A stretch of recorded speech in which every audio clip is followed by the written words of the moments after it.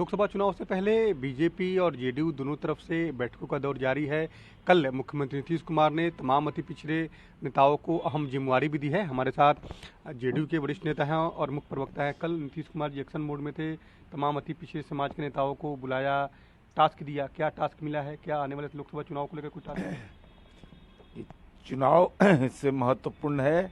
जननायक कर्पूरी ठाकुर का 100वां वर्ष पूरा हो रहा है और एकमात्र जनता दल यू पार्टी है जो हरेक विधानसभा क्षेत्र में कर्पूरी चर्चा कर रही है। तो ऐसी परिस्थिति में जब केंद्र सरकार ने, मोदी सरकार ने पिछड़ा वर्ग और अति पिछड़ा वर्ग बिहार में ही है, इसकी कक्षा 1 से 8 तक की छात्रवृत्ति बंद कर दिया, तो यह महत्वपूर्ण सवाल है कि शिक्षा का अधिकार आप छीन रहे हैं।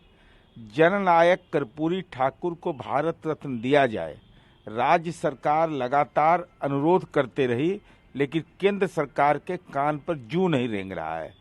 तो ऐसे सवालात जब 100 वर्ष कर्पूरी जी के हो रहे हों तो निश्चित रूप से पटना में एक शानदार कार्यक्रम होगा और उसकी तैयारी के संदर्भ में बैठक ली गई है। लेकिन मूल सवाल है कि सावरकर का सम्मान, कर्पूरी का अपमान, यह नारा के साथ हम जनता की अदालत के बीच जाएंगे। मुख्यमंत्री जी बनारस भी जा रहे हैं, उसको लेकर बीजेपी लगातार तंज कस रही है कि बनारस जाने का क्या फायदा होगा। एमपी में तो कुछ मिला नहीं। बनारस जाने का क्या फायदा है? बनारस जाने का फायदा न है कि आपने वहां पर कैसे काशी कॉरिडोर बनाया, लेकिन आपने भारत माता के मंदिर को तोड़ डाला। 150 शिवलिंग आज की तिथि में भी बनारस के लंका थाना में रखा हुआ हाजत में बंद कर दिया आपने। और हमने राजमार्ग के विकास में जब मंदिर टूटे और मस्जिद टूटा तो माननीय मुख्यमंत्री जी ने सब जगह विस्थापित करके उसको बनवा दिया। तो आईना की तरह दिखाएंगे कि देखो इनका हिंदुत्व क्या है, मेरा धर्म के प्रति आस्था क्या है। ये दोनों के बीच बुनियादी अंतर समझाएंगे। अब बनारस आपका पेटेंट है क्या? गंगा मैया ने बुलाया है तो हम बताएंगे ना कि गंगा मैया के पास मेरीन ड्राइव देखने के लिए अब मुंबई नहीं जाना है। बनारस में वैसा नहीं बना है जैसा हमने मेरीन ड्राइव बना करके दिखा दिया। बीजेपी नेताओं को अमित शाह ने एक टास्क भी दिया है कि जो लोग भी नाराज हैं, खासतौर पर आपकी पार्टी में जो लोग नाराज हैं, उसको अपनी पार्टी में शामिल कराएं। हमसे आज से लड़ रहे हैं। 15 में नहीं लड़े थे, 15 में लड़े थे ना। अब उनके यहाँ जितनी नाराजगी है ये तो उनका अंदरूनी मामला है, उससे हमारा कोई लेना देना नहीं है।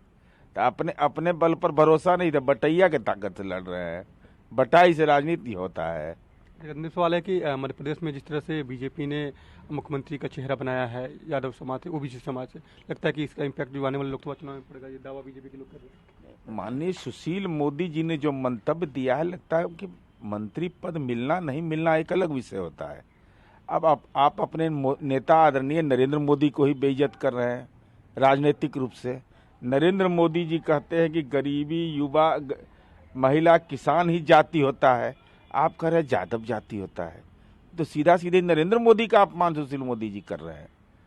पहले सम्राट चौधरी ने अशुभ कह दिया प्रधानमंत्री को, अब नए दौर में सुशील मोदी कह रहे हैं कि फला जाति का मंत्री बनाया गया। तो नित्यानंद राय फ्लॉप, ये फ्लॉप राजनीतिक घोड़ा हो गए। इसका मतलब तो यही ना हुआ। तो हम जब जाति गणना कराते हैं तो यह सवाल उठाते हैं। तो हम तो पूछना चाहते हैं कि बिहार के यादव से घृणा और मध्य प्रदेश के यादव से प्रेम, ये कैसा मापदंड है भाई? अब आपके लिए जाति, आप राष्ट्र निर्माण वाले हैं, पेड़ के नीचे तपस्या, आपको जाति ये सबसे तो बहुत ऊपर के हैं। आप हिंदू हैं, सनातनी हैं, तो उसको जाति पर बांट रहे हैं। इसका मतलब तो सीधे तौर पर है कि अपने बुनियादी सिद्धांत से ही आप मतभेद। और लेकिन मेरा अनुरोध होगा कि आदरणीय प्रधानमंत्री जी सबके प्रधानमंत्री हैं, कम से कम प्रधानमंत्री का अपमान मत करिए। बिल्कुल, जिस तरह से जेडीयू ने बड़ी बैठक की है, 24 जनवरी को बड़ा भव्य कार्यक्रम होगा, कर्पूरी चर्चा का आयोजन होगा और इसके माध्यम से कर्पूरी ठाकुर को भारत रत्न देने की मांग जो है जेडीयू लगातार करने का भी काम कर रही है और उस दिन भी करेगी। कैमरामैन आनंद के साथ अनुज कुमार, कशिश न्यूज, पटना।